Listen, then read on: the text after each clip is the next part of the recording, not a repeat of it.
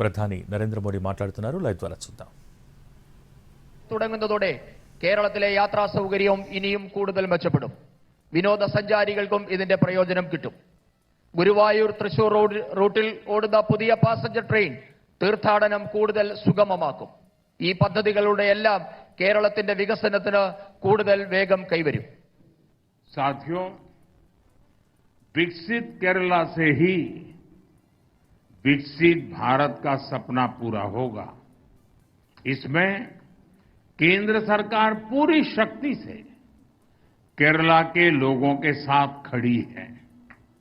आप सभी को फिर से एक बार बहुत बहुत शुभकामनाएं देता हूं. अभी इसके बाद बगल में ही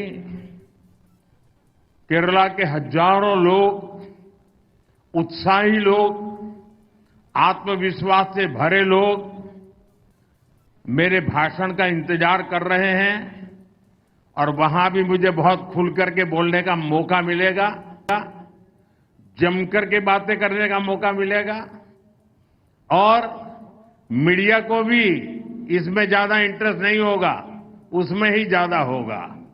तो मैं आज इस कार्यक्रम में यहीं पर अपनी बात पूरी करूंगा और फिर मैं 5 मिनट के बाद बगल में कार्यक्रम में जाकर के वहां बहुत सी बातें जो केरला के भविष्य से जुड़ी हुई हैं मैं जरूर वहां बताऊंगा.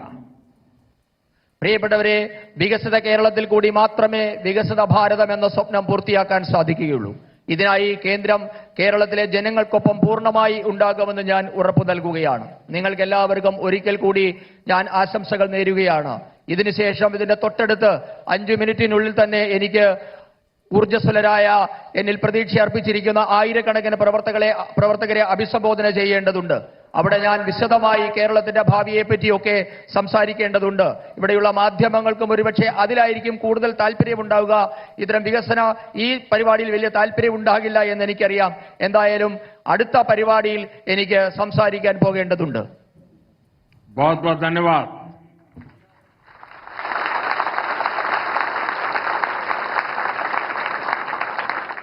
We take this opportunity once again to express our sincere gratitude to the Honorable Prime Minister of India for blessing us with his presence and for his continued support to us. Thank you.